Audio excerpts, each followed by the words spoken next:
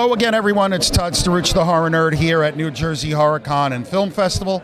It's the second day of the convention, and we are rocking and rolling. It has been a whirlwind today, let me tell you. I have had a blast getting to talk to so many of the celebrity guests here today, and it's about to get even better. I have the pleasure of standing here with Mr. Jamison Newlander. Jamison, how are you? I'm good. Yeah, you're having a good time. I love this show. I did this show like a couple years ago, and I just had a great time today. I remember. I remember. Right?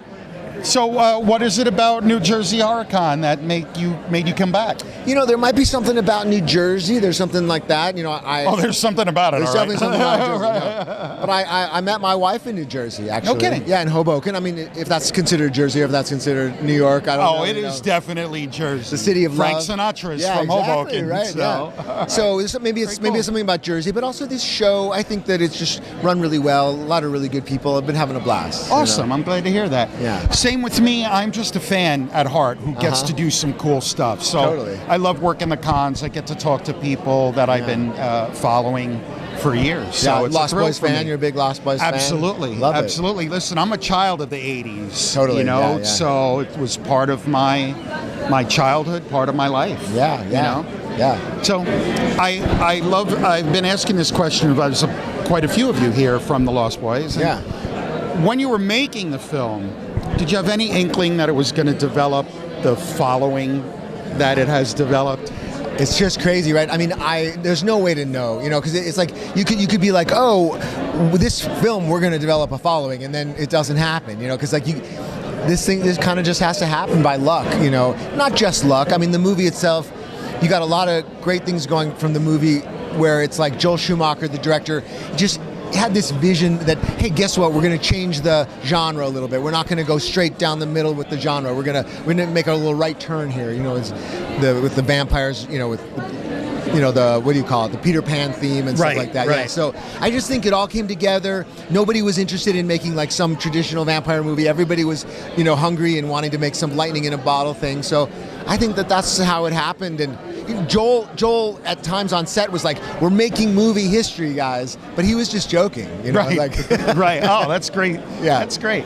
So tell us about how you came to be in the movie. Was it an audition like any other? Yeah, I was like auditioning in LA. It was like you know, all the kids in town. This is the kind of movie that all the kids in town would audition for. And so, you know, I saw my friends at these kinds of auditions. And I got kind of lucky because I knew Joel. I didn't exactly know him, but Joel Schumacher was a good friend of my acting teacher. So he had come to speak at, and so I had a little common ground with him.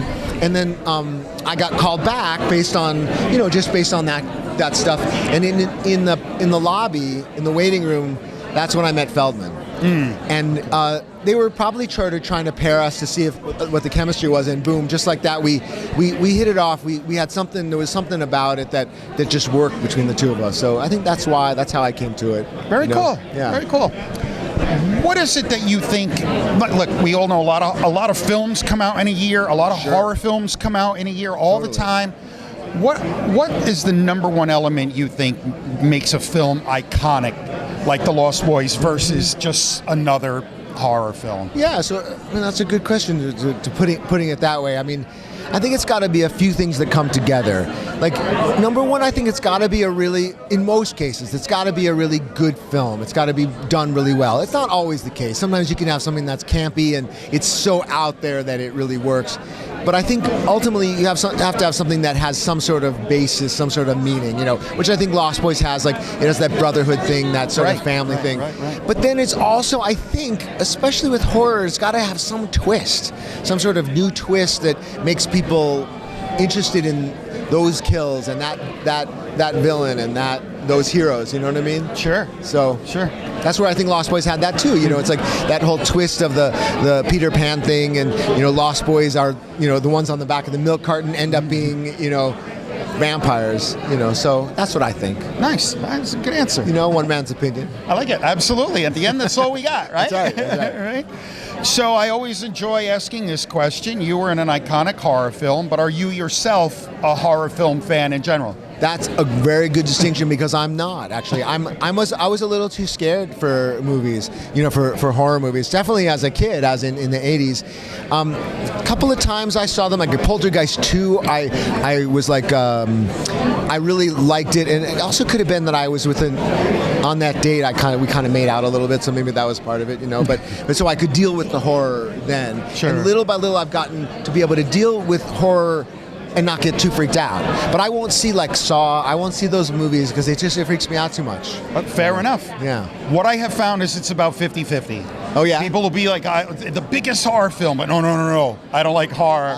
And others like, I'm hardcore, Totally, so yeah. I always am fascinated by that answer. Yeah. So one last question. Tell Sure. the fans, what are you up to these days? Anything new you're working on? Yeah, What are I'm you doing a bunch of different things. So I started kind of back to acting fully of the last few years, and so I've been doing a bunch of different roles. I have a movie coming out in next month actually on TV. It's called Mr. Manhattan, and I don't have a huge part in it, but it's kind of getting that rolling. It's not a horror. It's like a feel-good movie kind of thing.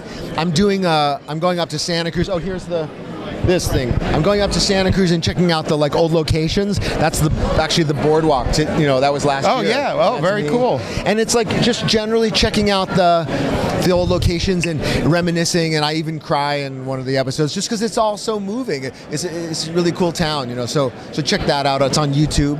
And so that and Feldman and I are trying to pitch a Frog Brothers show maybe. Cool. Stuff like that. So a bunch of different things going on and. Nothing that's official to be able to say like, hey, this is it. Fair enough. A lot of stuff in the works. Busy is good. Yeah, right? Jamison, thank you so much for a few minutes of your time. It was a pleasure getting to talk to you. Definitely. Wish you best of luck with all these projects. Yeah, thanks so much. All right. Jamison Newlander, everybody, here at New Jersey HorrorCon and Film Festival.